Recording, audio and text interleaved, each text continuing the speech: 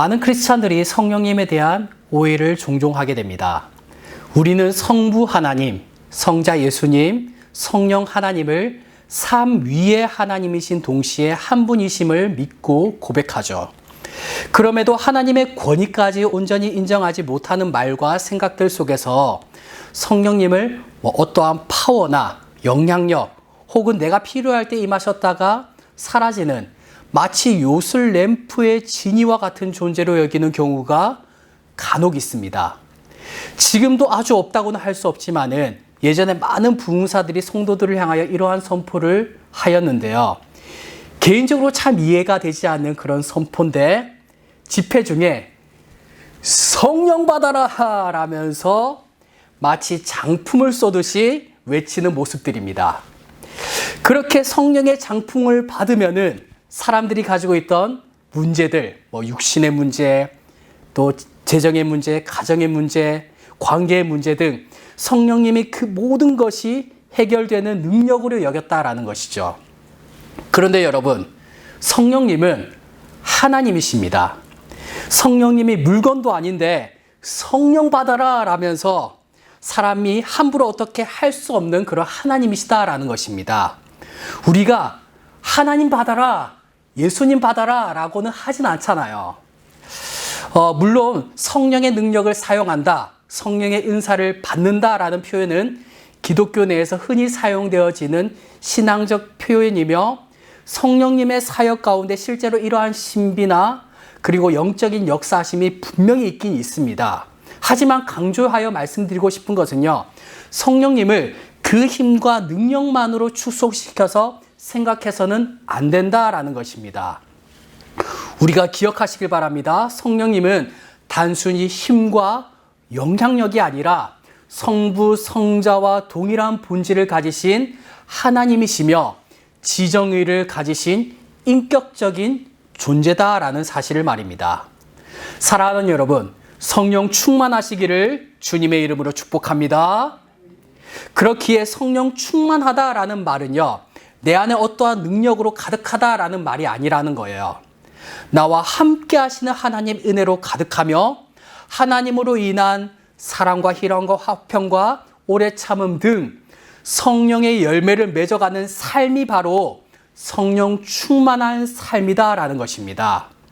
우리가 이렇게 성령님을 인격적인 하나님으로 고백할 때 비로소 우리의 신앙은 단순한 종교적 체험을 넘어서 살아계신 하나님과의 참된 관계로 나아가는 사실을 여러분들 기억하시길 바랍니다. 우리 모두 성령 충만하심으로 하나님과의 올바른 관계 속에서 하나님께서 기뻐하시는 삶의 열매를 풍성히 맺어 나가시기를 주님의 이름으로 축복합니다.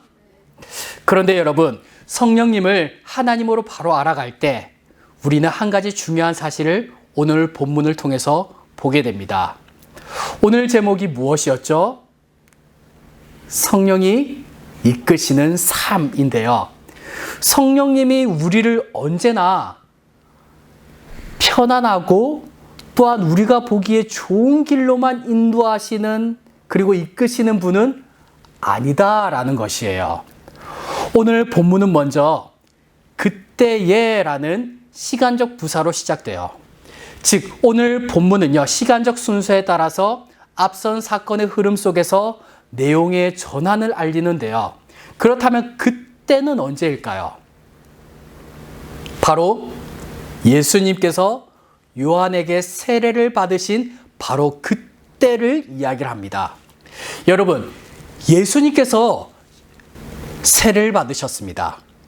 예수님께서 세례를 받으시고 물 위로 올라오실 새 하늘이 열리고 하나님의 성령이 비둘기같이 임하시면서 하늘로부터 이는 내 사랑하는 아들이요 내 기뻐하는 자라라는 하나님의 음성이 들려왔습니다.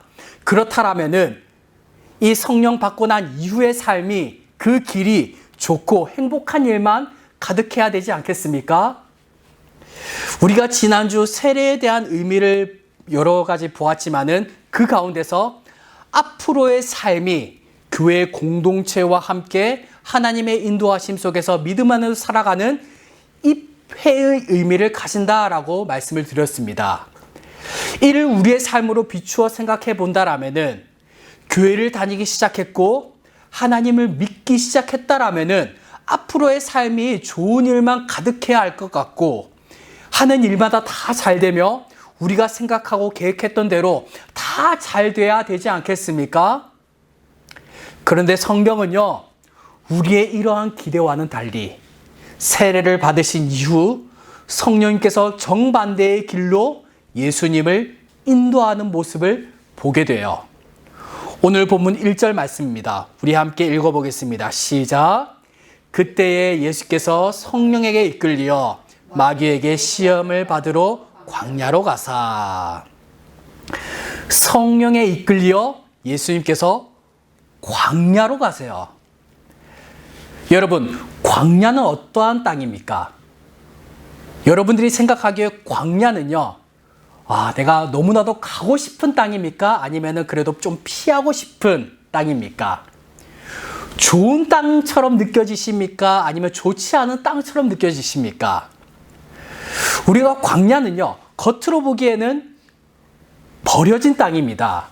죽음의 땅이고 결핍의 땅이 바로 광야예요. 그런데 그것도 이 광야에 마귀의 시험을 받으러 간다라고 말씀을 합니다. 여러분, 여기서 우리가 주의 깊게 봐야 할 것은요, 예수님을 광야로 이끈 존재는 마귀가 아니라 성령님이셨다라는 것입니다. 즉, 성령님은 언제나 우리를 평탄하고 안전한 길로만 인도하시는 분이 아니라 때로는 우리를 광야의 자리로 인도하신다라는 것이에요. 아니, 하나님께서 우리의 삶을 인도하신다라면은, 그리고 하나님께서 분명 우리를 사랑하신다라고 하셨는데 믿음으로 살겠다라고 결단한 우리를 좋은 길로만 인도하시며 또한 좋은 것으로만 채워주셔야 되는 것이 아닌가라는 생각이 들 수도 있습니다. 그런데 참 아이러니하게도 그것은 참 사랑이 아닐 수도 있다라는 것이죠.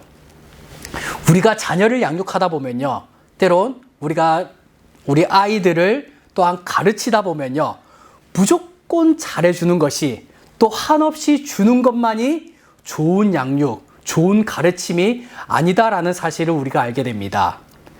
무조건 주는 것은요, 때론 부모의 사랑이 아니라 부모의 욕심일 수도 있는 것이에요. 물론 우리가 한없는 그런 부모의 사랑을 주겠지만은 때론 결핍을 통해서 그 아이가 성장하기도 하고요, 결핍을 통해서 그 삶에 채워지는 은혜를 경험할 때가 많습니다. 그렇다면은 우리의 눈으로 볼 때 버려진 땅이며 죽음과 결핍의 공간인 광야가 우리에게 주는 그런 의미가 무엇인지를 우리가 살펴볼 필요가 있는 것입니다. 광야는요, 실제로 물도 없습니다. 먹을 것도 없고 낮에는 뜨거운 태양에 밤에는 매서운 추위까지 몰아치는 곳이에요. 우리가 보기에 이 광야는 힘든 곳이고요, 고난이 따르는 곳이며 심지어 우리가 생각하기로는 저주의 땅처럼 느껴지기도 하는 땅입니다. 그런데 우리가 흥미롭게도요, 광야를 뜻하는 히브리어 미드바르는요, 메다베르와 같은 어근에서 시작이 되는데요. 광야를 뜻하는 미드바르 그리고 메다베르 같은 어근에서 시작이 됩니다. 그런데 이 메다베르의 뜻은요, 말씀하다라는 의미를 가지고 있어요. 다시 말씀드리면은 광야를 뜻하는 미드바르와 말씀하다의 메다베르는 같은 어근에서 그 말이 시작된다라는 것입니다. 즉, 세상의 눈으로 봤을 때 광야는 버려진 땅으로 부르지만은 신앙의 눈으로 봤을 때 광야는 오히려 하나님의 말씀을 듣는 곳이며 하나님의 임재를 가장 깊이 경험하는 자리다라는 것이에요. 사랑하는 여러분, 우리의 삶이 힘들고 고된 광야의 길을 걷고 있는 것처럼 느껴질 때가 있습니까? 그리고 현재 그렇게 느껴지시나요? 그런데 이때 하나님의 음성에 귀를 기울여 보시길 바랍니다. 하나님의 세미한 음성 속에서 매일같이 만나와 매출하기로 불기둥과 구름기둥으로 인도하시는 하나님의 역사하심을 바라볼 줄로 믿습니다. 오늘 본문에서 예수님께서는 광야로 가시는데 마귀의 시험을 받으러 광야로 가신다라고 말씀을 합니다. 이를 원어로 좀 더 직역하여 말씀하면요, 마귀로 말미암아 시험을 받기 위해 성령님께서 광야로 예수님을 인도하셨다라는 것이에요. 그런데 마귀에게 시험을 받기 이전 예수님께서 하신 일들이 있었죠. 우리 마태복음 4장 1절과 2절 말씀을 함께 읽어봅시다. 시작. 그때 예수께서 성령에 이끌리어 마귀에게 시험을 받으러 광야로 가사 40일을 밤낮으로 금식하신 후에 줄이신지라. 무엇을 하셨나요? 그렇죠. 40일을 금식하셨습니다. 그렇다면 예수님께서 성령님께 이끌려 사단의 시험을 받는 그 자리에서 40일을 금식하신 이유는 과연 무엇이었을까? 이 시험이 없어지거나 혹은 이 문제가 순식간에 해결되기 위함이었을까요? 우리가 흔히 문제가 생긴다라면은 문제 해결을 하기 위한 수단과 방법으로서 금식을 떠올리는 경우가 많습니다. 풀리지 않은 그 문제 속에서 하나님의 전능하심을 구하면서 하나님께서 그 문제를 능히 해결해 주시기를 기대하는 마음으로 금식을 하는 경우가 있어요. 그런데 오늘 본문에서 금식이 시험을 막아준 것이 아니라 오히려 그 시험의 조건이 되었다라는 것을 우리는 알 수 있습니다. 40일 금식으로 극도로 줄이심 속에서 마귀는 이것을 파고들어 돌을 떡으로 만들어 봐 라는 그런 시험을 했죠. 그렇다면 우리는요, 앞서 성령님에 대한 오해와 같이 이러한 금식에 대해서도 오해를 하고 있었던 것이 아닐까라는 생각을 할 수가 있습니다. 금식을 마치 문제가 해결되지 않으면 밥을 먹지 않겠다라는 그런 금식 투쟁을 하는 것 같이 문제 해결을 하기 위한 하나의 방법으로 오해를 하고 있지 않았냐라는 것이에요. 그렇다면 우리에게 금식에 대한 바른 이해가 필요한데요. 초대교회 때부터 이해되고 있는 금식의 의미는요, 회개와 간구, 그리고 영적 전쟁을 준비하는 행위로 이해되고 있었습니다. 다시 한 번 더요. 초대교회 때부터 이해되고 있는 금식의 의미는요, 회개와 간구, 그리고 영적 전쟁을 준비하는 행위로 이해되어 왔어요. 이어서 종교개혁가들 역시요, 금식 자체에 어떠한 공로 그리고 노력이 있다라고 생각은 하지 않았지만은 이 금식은요, 육신을 절제하고 낮추어서 오히려 영적 분별력을 예리하게 함으로써 다듬는 영적 훈련으로 이 금식을 생각하고 인정했다라는 것입니다. 다시 말씀드려 금식은요, 하나님을 내가 이 금식 투쟁을 함으로써 하나님을 움직이게 하는 그런 수단이 아니라 우리 자신을요, 하나님 앞에서 낮추어서 시험과 사명을 감당할 수 있도록 나를 준비시키는 과정이다라는 것입니다. 그리고 그 기간에 대해서 며칠이라고 나오죠? 며칠이라 나오나요? 40일. 이 40에 대한 숫자는요, 성경 곳곳에서 등장하는 것을 보게 됩니다. 모세는 민족의 지도자라는 하나님의 부르심이 있기 전에 미디안 광야에서 40년이라는 시간을 보냈죠. 그리고 시내산에 올라서 40일 동안 율법을 받았고, 출애굽한 이스라엘 백성들은 약속의 땅에 들어가기에 앞서서 40년을 광야를 지났습니다. 이처럼 40일이든 40년이든 40에 관련된 기간이 성경에서 총 67번이 나옵니다. 그런데 이러한 40에 관련된 기관과 관련된 본문들을 정리하여서 그 의미들을 4가지로 축소시켜서 볼 수가 있는데요.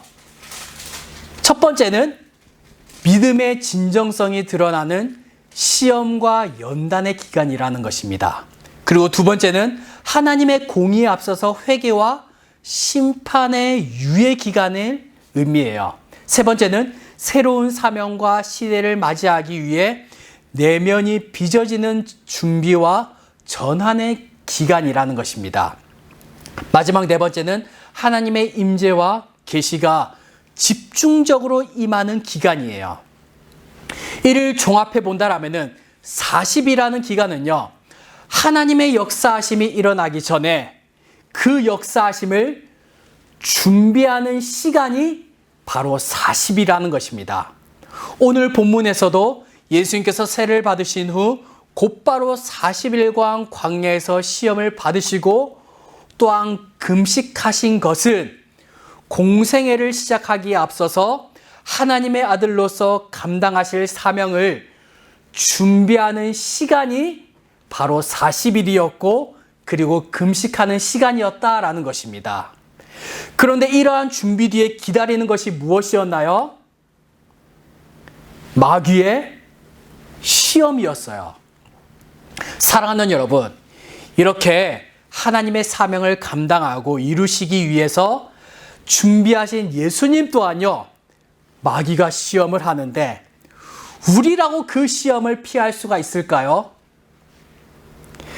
우리가 아무리 성령 충만하다 할지라도 예수님 또한 그 시험을 피하지 못하고 그 시험을 맞이하셨는데 우리가 아무리 성령 충만하다 할지라도 반드시 우리 삶 가운데는 시험이 있고 마귀의 유혹이 있다라는 것입니다.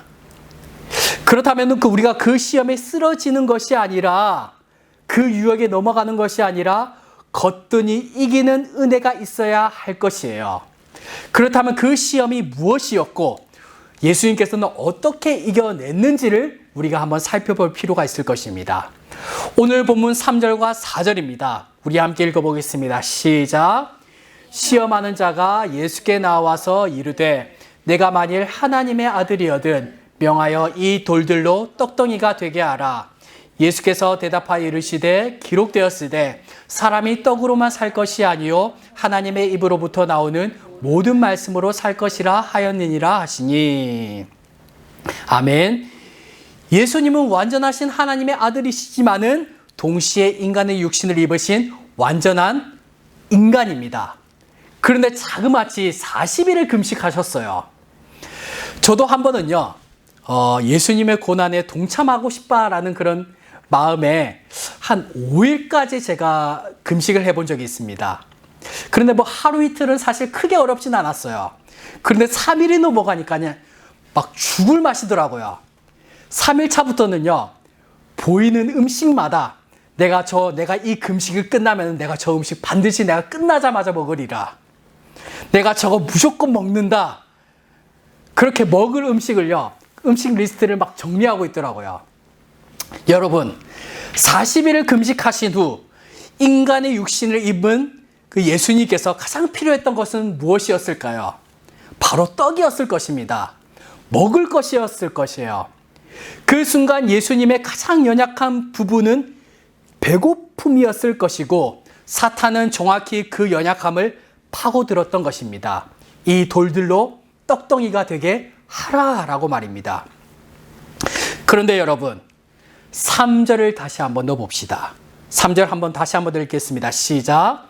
시험하는 자가 예수께 나와서 이르되 내가 만일 하나님의 아들이거든 명하여 이 돌들로 떡덩이가 되게 하라.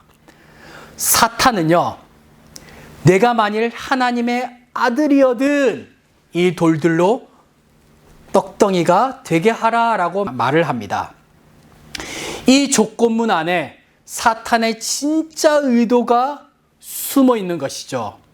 이는 배고프니까 뭐라도 먹어라 라는 것이 아니라요, 네가 정말 하나님의 아들이라면 이것부터 한번 증명해봐 라는 것입니다.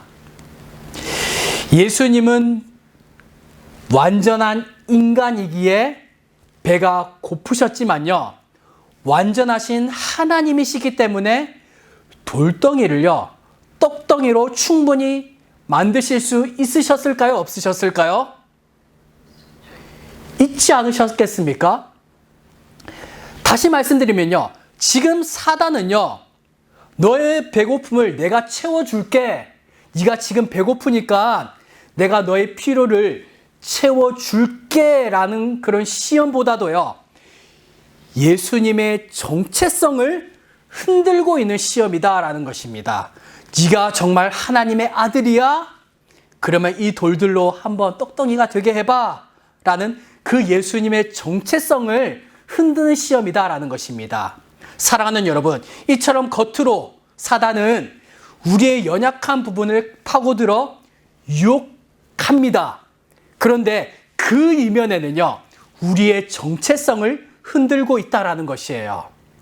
그냥 가지만 흔드는, 나무의 가지만 흔드는 것이 아니라 그 너머에는 그 가지를 넘어서 뿌리까지 흔들려고 한다라는 것이에요.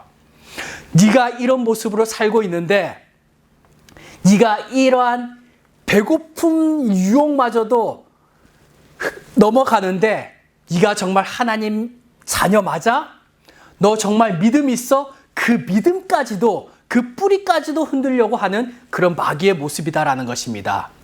그러한 생각들이 굳어지면요, 점점 그 생각들이 나를 지배하게 만들고요, 더 나가서 영적인 나가자로, 그리고 믿음에서 하나님으로부터 완전히 멀어지게 만들려는 그런 마귀의 속셈이다라는 것입니다. 그런데 어떻게 이 시험을 예수님께서 이기셨나요? 오늘 본문 4절입니다. 함께 읽겠습니다. 시작. 예수께서 대답하여 이르시되 기록되었으되 사람이 떡으로만 살 것이 아니요 하나님의 입으로부터 나오는 모든 말씀으로 살 것이라 하였느니라 하시니, 구약의 신명기 말씀을 통해서 하나님의 말씀 위에 서 있으므로 그 시험을 예수님께서 이기셨습니다. 사단은 여기서 멈추지 않고요, 두 번째 시험을 하는데요, 이번에는 예수님을요, 성전 꼭대기로 데려가세요.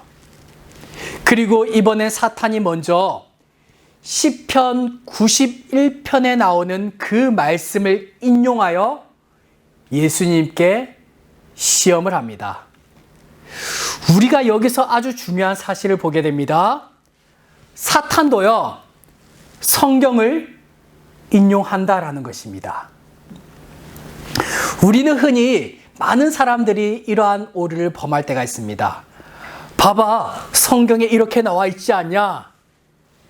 그렇다면 이 말씀, 이 그대로 이 말씀을 그대로 무조건 믿어야 되지 않냐? 라고 생각하는 경우가 있습니다. 그런데 여러분, 성경을 읽더라도요, 우리가 성경을 믿더라도 그 말씀을 통해 말씀하시는 바른 이해가 필요하다라는 것입니다. 우리말에도요, 야, 잘한다, 이것과 잘한다, 이것이 같은 의미인가요? 아니잖아요.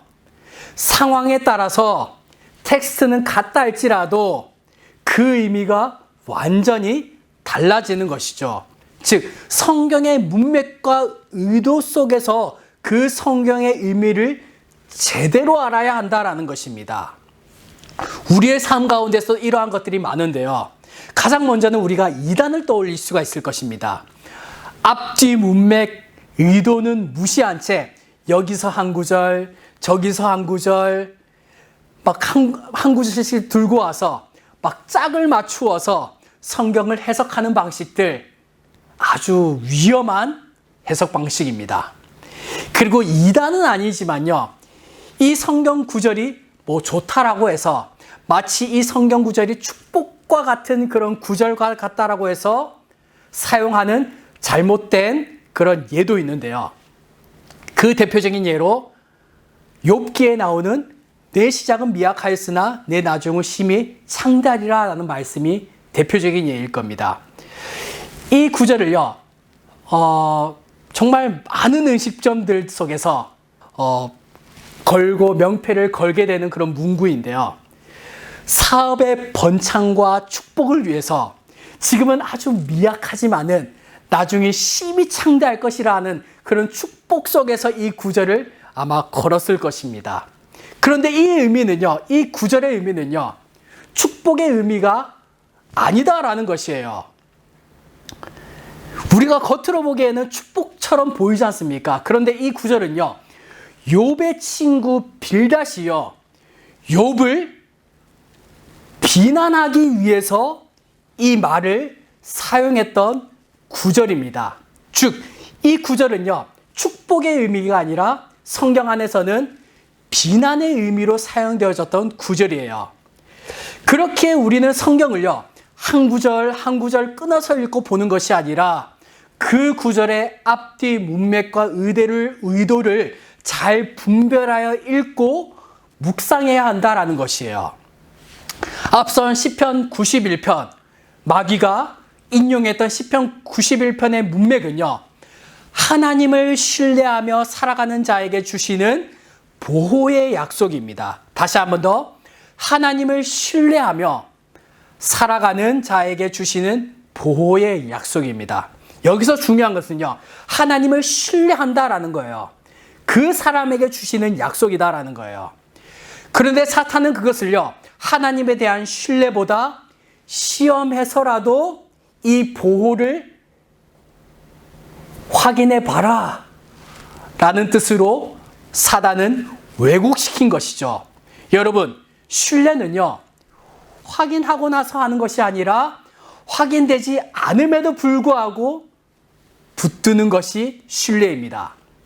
사랑하는 여러분, 사단은 계속하여 우리를 하나님에 대한 신뢰로부터 무너뜨리려 할 것입니다. 그런데 그 신뢰가 믿음이 되고 그 믿음이 실상이 되기 위해서는 성령의 인도하심 속에서 하나님의 말씀을 붙들어야 한다라는 것입니다. 예수님께서 이 두 번째 시험 또한 신명기 말씀으로 이기심을 보게 되는데요. 오늘 본문 7절 말씀입니다. 함께 읽겠습니다. 시작. 예수께서 이르시되 또 기록되었으되 주 너의 하나님을 시험하지 말라 하였느니라 하시니. 아멘. 자, 이제 두 번째 시험이 끝났고 이제 사탄은요, 가면을 완전히 벗고 이제 예수님을 시험하게 됩니다. 예수님을 지극히 높은 산으로 데리고 가서 천하만국과 그 영광을 보여주면서 말하죠. 만일 네가 내게 엎드려 경배하면은 이 모든 것을 너에게 줄 것이야. 다시 한 번 더요. 천하만국과 그 영광을 보여주면서 만일 내게 엎드려 경배하면은 이 모든 천하만국과 그 영광을 너에게 줄게 라고 사단은 시험합니다. 그런데 여러분, 한번 생각을 해봅시다. 예수님께서 이 땅에 오신 목적이 과연 무엇이었을까요? 우리의 죄를 대신해서 죽고 우리를 구원하기 위해서도 있지만요, 더 나아가 만국을 다스리는 것, 즉 하나님의 나라를 세우는 것이 예수님께서 이 땅에 오신 목적이었습니다. 그런데 사탄이 지금 제안하는 것은요, 그 목적 자체가 아니라 그 목적에 이르는 다른 길이에요. 여러분, 예수님께서 오신 목적은요, 천하만국과 그 영광 속에서 하나님의 나라를 세우는 것, 결과는 똑같아 보입니다. 마귀가 너에게 천하만국과 그 영광을 다 줄게. 하지만 또 예수님께서는 하나님의 나라를 세우면서 그 나라 가운데서 천하만국과 그 영광을 보이는 것, 마치 결과는 똑같아 보여요. 그런데 길이 다르고요, 목적이 다르다라는 것이에요. 십자가 없이, 고난 없이, 죽음 없이 만국의 영광을 얻는 지름길을 사탄이 제안하고 있는 것이에요. 이 사단의 세 번째 시험은요, 예수님께서 이 땅에 오신 목적을 흔들고 있는 것이며 같은 길처럼 보일지만은 완전히 다른 길로 삶의 방향을 흔드는 시험이다라는 것입니다. 우리의 삶에서도요, 목적지는 같아 보이지만은 목적이 다른 지름길일 때가 있습니다. 고난 없이 성공하고 싶고 십자가 없이 영광만 얻고 싶은 마음, 그것이 바로 이 세 번째 시험이다라는 것입니다. 그런데 여기서 예수님의 반응이 앞에 두 번과 조금 다른데요.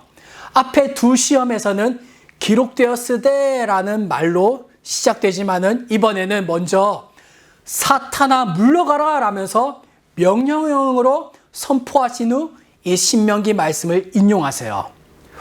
오늘 이 사단의 시험을 쭉 본다라면요, 이 세 가지 시험 속에서 공통된 사단의 목적이 있었습니다. 요한복음 10장 10절의 말씀이 그 사탄의 목적이 가장 잘 드러난 것으로 보이는데요. 우리 함께 읽어보겠습니다. 시작. 도둑이 오는 것은 도둑질하고 죽이고 멸망시키려는 것뿐이요, 내가 온 것은 양으로 생명을 얻게 하고 더 풍성히 얻게 하려는 것이라. 사탄이 오는 것은요, 도둑이 오는 것은 도둑질하고 죽이고 멸망시키려는 것뿐이다라는 것입니다. 사탄이 아무리 천하만국을 다 줄게, 너에게 배고픔 필요한 것 다 채워줄게, 이것 줄게 저것 줄게 한다 할지라도요, 결국 도둑이 오는 것은 도둑질하고 죽이고 멸망시키려는 것뿐인 것처럼 결국 마귀는요, 우리의 참 생명을 가져가기 위해서다라는 것입니다. 천국 백성이 아닌 지옥 백성으로, 하나님의 자녀가 아닌 마귀의 종으로 우리를 하나님과 분리시키려고 하는 것이에요. 믿음에서 떠나게 만들기 위함이다라는 것입니다. 사랑하는 여러분, 성령이 이끄시는 삶, 성령의 이끌림을 받는 사람은 어떤 사람일까요? 성령님을 그저 순간의 감정이나 느낌으로 여기지 아니하고 성경이 증거하는 그대로 하나님으로 인정하며 그분의 이끄심을 온전히 신뢰하는 사람이 바로 성령이 이끄시는 삶이며 성령의 이끌림을 받는 사람입니다. 그런데 이 신뢰는요, 평탄한 자리에서만 유지되는 것이 아닙니다. 오히려 광야와도 같은 자리, 시험과 문제가 몰아치는 그 자리에서 신뢰는 더욱 분명하게 선명하게 드러나요. 예수님께서 광야에서 이 세 시험을 말씀으로 이기신 것처럼 성령의 인도하심을 따른다라면요, 우리도요, 때론 정체성이 흔들릴 때, 또한 신뢰가 흔들릴 때, 사명이 흔들릴 때마다 말씀 위에 굳게 서서 넉넉히 이길 힘을 성령님께서 우리에게 주실 줄로 믿습니다. 누구에게요? 성령님께 이끌리는 삶, 성령 충만한 삶. 그런데 이 성령 충만은 단순히 어떤 능력이 아니라 성령님의 하나님이심을 인정하고 고백하고 따르는 삶. 그 사람에게 성령님께서 우리를 이끄시고 때론 우리가 고난의 길, 광야의 길을 걸어간다 할지라도 넉넉히 이길 힘을 우리에게 주신다라는 것입니다. 우리 모두 오늘도 성령님을 하나님으로 인정하고 그 이끄심을 신뢰하며 어떠한 시험과 문제 앞에서도 흔들리지 않는 믿음으로 승리하는 저와 여러분들 되시기를 주님의 이름으로 축복합니다.